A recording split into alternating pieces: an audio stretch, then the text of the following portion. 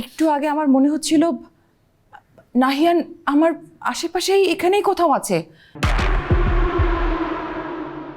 এমনকি আমি নাহিয়ানের গায়ের সে চেনা গন্ধটাও পাচ্ছিলাম। আমার মনে হচ্ছিল ও এখানেই কোথাও আছে, এখানেই আছে। ও মাই গড, মম! আমি ফোনে কার সঙ্গে কথা বলছি না বলছি সেটার জন্য কি তোমাকে স্যালারি দেওয়া হয়? সরি স্যার, এইমাত্র একজনকে অফিস থেকে বেরোতে দেখলাম তো, আর আমার তাকে অনেক পরিচিত মনে হয়েছিল। কাকে দেখেছো? তোমার পরিচিত মানে? এটাই আসলে ঠিক আছে। ডক্টর ইমতিয়াজ অনেক ব্যস্ত মানুষ, ওনাকে বিরক্ত করা ঠিক হবে না। আপনি সত্যিই আমাকে হেল্প করবেন না? আমি কখন বললাম হেল্প করব না? আমি নিশ্চয়ই রাশাকে ওর প্রিপারেশনে সাহায্য করব, যদি কারো কোনো আপত্তি না থাকে। আরে এটা তো খুশির খবর, কারো কেন আপত্তি থাকবে? কিন্তু কেন যেন মনে হচ্ছে আপনার ওয়াইফের আপত্তি আছে। কেন? ওর কেন আপত্তি থাকবে?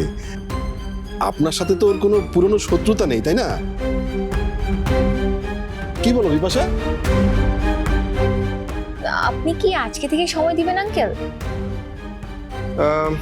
খুব বেশিক্ষণ পারবো না, তবে শুরুটা তো করাই যায়। তাহলে চলেন, আমার রুমে চলেন।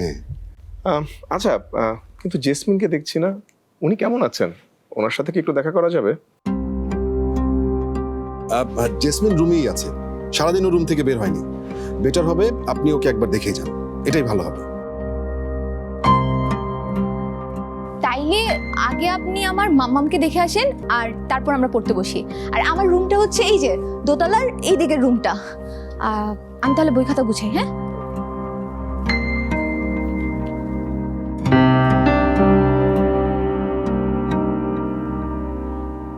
আমি কি একটু যেতে পারি জেসমিনের রুমে?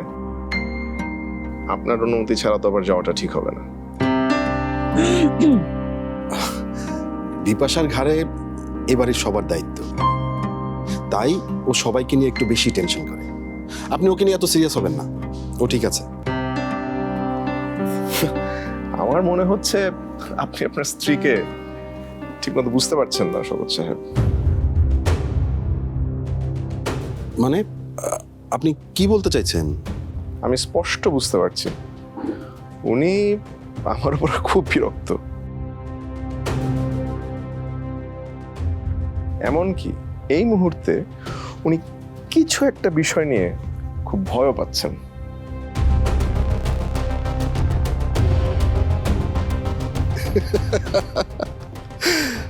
দেখা যাচ্ছে আপনি আমার চেয়ে আমার বউকে ভালো চেনেন। কিছু মনে করবেন না, বিপাশাকে আমার চেয়ে এই পৃথিবীতে আর কেউ ভালো চেনে না। শুনলেন তো ডক্টর ইমতিয়াজ, আমার হাজব্যান্ড আমাকে সবচেয়ে বেশি ভালো চেনে, আর এটা নিয়ে আপনার না ভাবলেও চলবে। আমার চিন্তা শুধু একটাই, আমাদের একজন অভিভাবক আছেন, আমরা কোনো সিদ্ধান্তই তাকে না জানিয়ে নিই না, সেটা যে কোনো বিষয় হোক না কেন। মাকে না জানিয়ে এটা করা কি ঠিক হচ্ছে শওকত? আম্মাকে আমি বুঝিয়ে বলবো, এটা নিয়ে কোনো সমস্যা হবে না। তুমি শুধু শুধু চিন্তা করো না তো। আচ্ছা, আমি তাহলে উঠি। ঠিক আছে।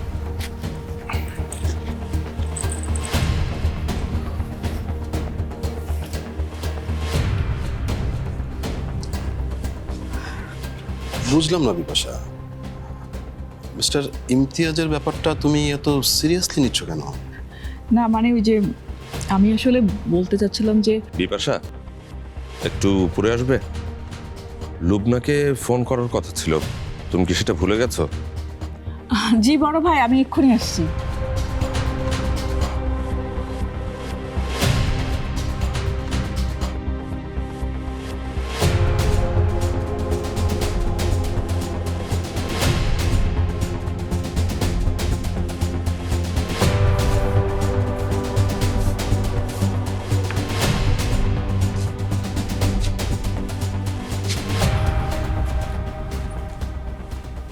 বড় ভাই হ্যালো, লুবনা, কেন ফোন করেছো?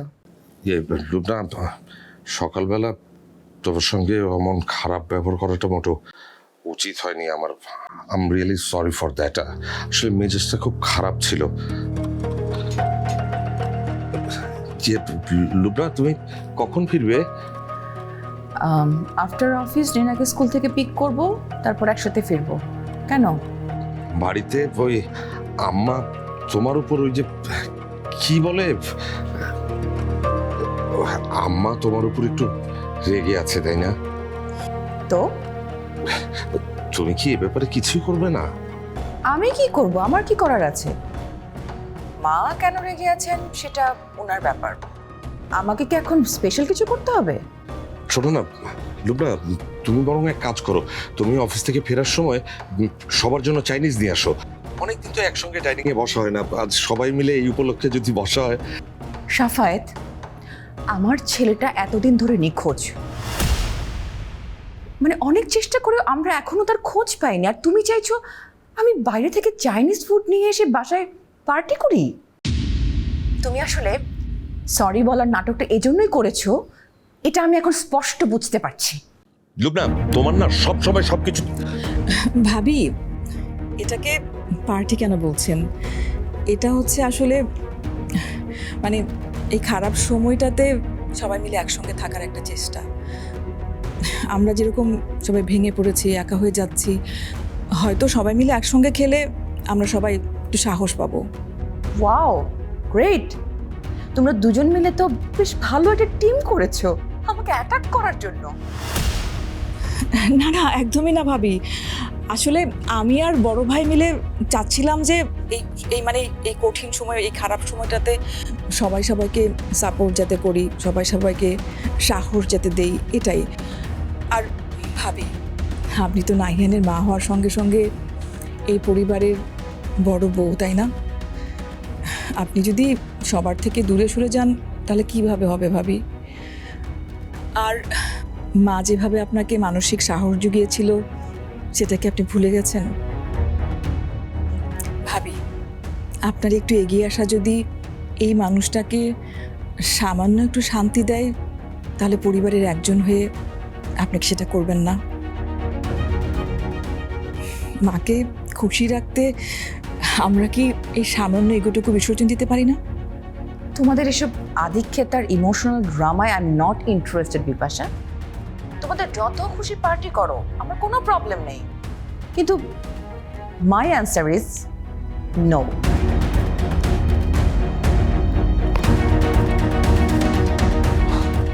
আমি জানতাম পুরো ব্যাপারটা এরকমই হবে। ও একেবারে আমাদের মতো মানুষ না, ওর মধ্যে দয়া মায়া এই জিনিসগুলো একেবারে নেই বললেই চলে।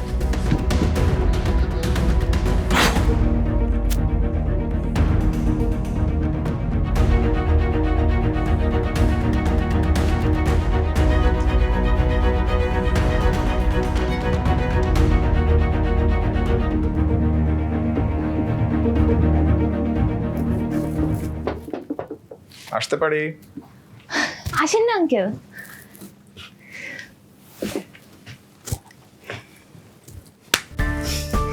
যাক, এখন জেসমিনের ট্রিটমেন্ট নিয়ে কোনো চিন্তা করতে হবে না। আমি এইমাত্র জেসমিনকে ওষুধ দিয়ে এসেছি, উনি আগের থেকে অনেক ভালো আছেন। থ্যাঙ্কস আঙ্কেল, থ্যাঙ্কস আ লট। আপনি বসেন না, আমি বইপত্র সব কিছু গুছিয়ে রাখছি। বাহ, তুমি তো অনেক অর্গানাইজড, একদম যুদ্ধক্ষেত্রের মতো সাজানো তোমার টেবিল। এই সাজানোটা আসলে যতটা না পড়াশোনার জন্য, তার চেয়েও বেশি মেজো মামির চোখ এড়ানোর জন্য।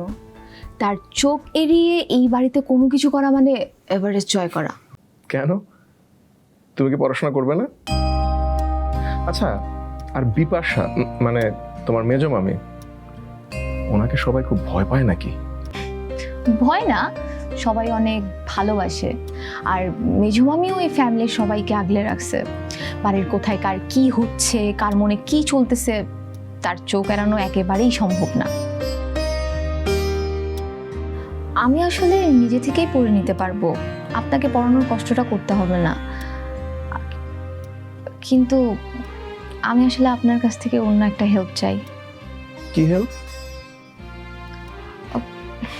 আমি ঠিক করছি মামামের জীবনের এই সময়টা তাকে অনেক হাসি খুশি রাখবো, তার যত কষ্ট অভিমান আছে সব ভুলাই দিতে। আর সবচেয়ে বড় কথা, এই পরিবারের সাথে মামামের যে দূরত্বটা তৈরি হয়েছে সেটা ঠিক আমি আগের মতো করে দিতে চাই। আমি একা চেষ্টা করছিলাম কিন্তু পারি নাই, এই জন্যই আপনার পরামর্শ চাই। কিন্তু কাজটা তো সহজ হবে না রাশা। মানে আমি এই পরিবারের কাউকেই অত ডিটেলসে চিনি না, আর কাউকে অত কাছ থেকে দেখিনি বিপাশা ছাড়া। তাই কাকে কিভাবে ডিল করলে জেসমিনের সাথে সম্পর্কটা ভালো হবে এটা আমার পক্ষে বলাটা কঠিন হবে। মেঝো মামিকে আপনি কাছ থেকে দেখেছেন মানে কিভাবে চিনেন?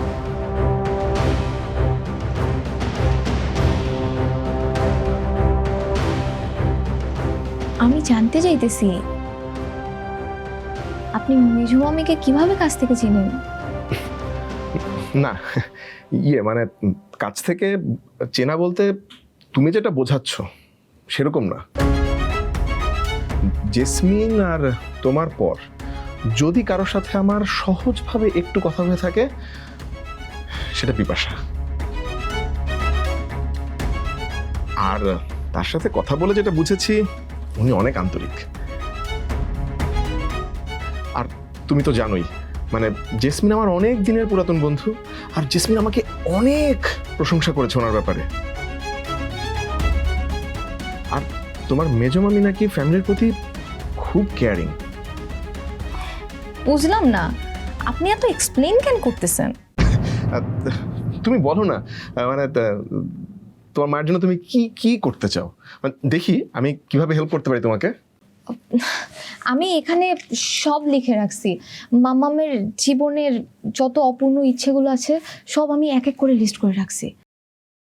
আমি জানি না আমি সব পূরণ করতে পারবো কিনা, তবে চেষ্টা করতে তো দোষ নাই, তাই না?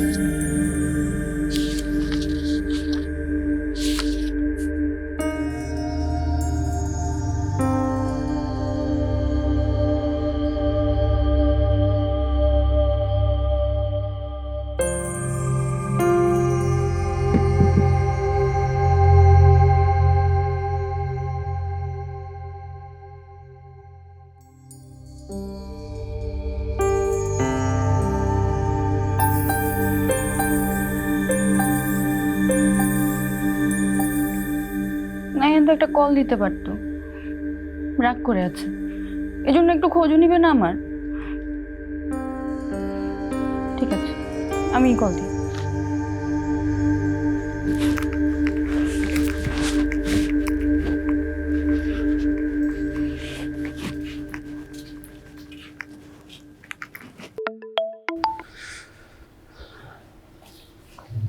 হ্যালো।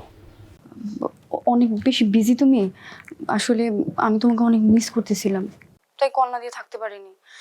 সরি নাহিয়ান, আমি মনে হয় তোমাকে ডিস্টার্ব করলাম। না মেঘা, ডিস্টার্ব করো নাই, ভালোই হয়েছে কল দিছ। আসলে আজকে তোমার সাথে অনেক বেশি খারাপ বিহেভ করে ফেলছি। সরি। না না, তুমি কেন সরি বলতেছো? দোষ তো আমার, আমি তোমাকে মিথ্যা বলছি, তোমার রাগ করাটা স্বাভাবিক। আমি সরি নাহিয়ান। মেঘা, তুমি মিথ্যা বলছো যাতে আমি কষ্ট না পাই, আর আমি মিথ্যা বলছিলাম নিজের ব্যর্থতা লুকাইতে। আসলে এর আগে আমার কোনো জব হয় নাই, আমার জবের নিউজটা ফেক ছিল। কি বলতেছো? তাহলে ওই যে টাকা ছিনতাই হয়ে গেল এগুলো? অ্যাকচুয়ালি আমার ঘড়িটা বিক্রি করে দিয়েছিল, আর ঘড়িটা বিক্রি করেই আমি আমার ওই টাকাগুলো ম্যানেজ করছিলাম। বাট আমার লাক দেখো, আমার সেই টাকাটাও চিন্তায় হয়ে গেছে। পাগল তুমি নাহিয়ান, ওই ঘড়িটা তোমার কত প্রিয় ছিল, নিজের শখের জিনিসটাই বিক্রি করে দিলা। ওইসব বাদ দাও,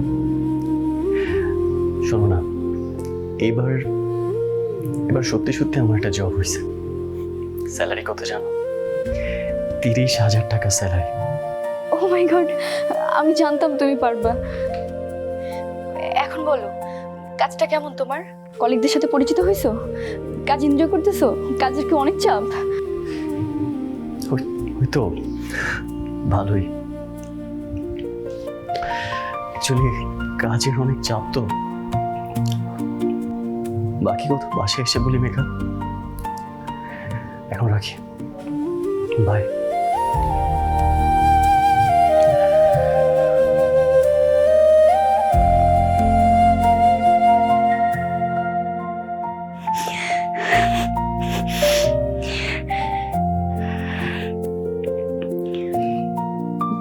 জব পাইছে, খুশির খবর, কিন্তু নাহিয়ানের গলাটা এমন শোনাইলো কেন? খুশির খবর তো মানুষ এইভাবে দেয় না। নাহিয়ান কি আমার কাছ থেকে কিছু লুকাইতেছে?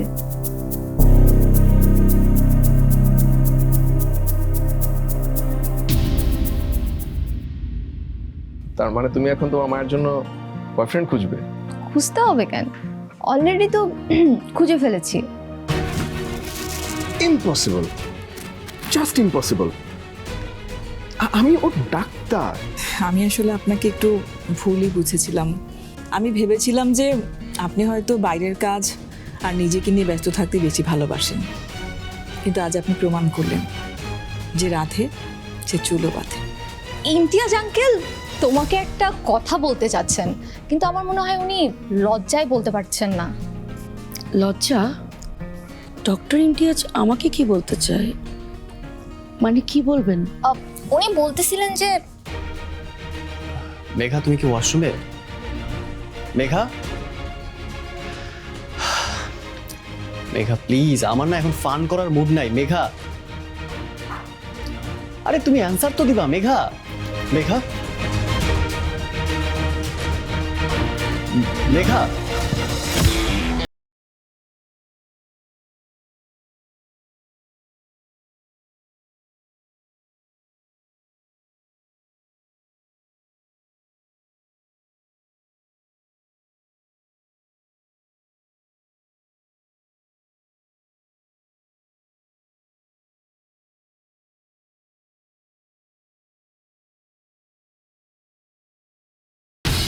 দীপ্ত তারার খোঁজে অংশ হও পরম্পরার। অডিশন দিয়ে হয়ে যাও দীপ্ত টিভির অ্যাক্টিং স্টার। আজই রেজিস্ট্রেশন করতে ভিজিট করো পরম্পরা.দীপ্ত.tv।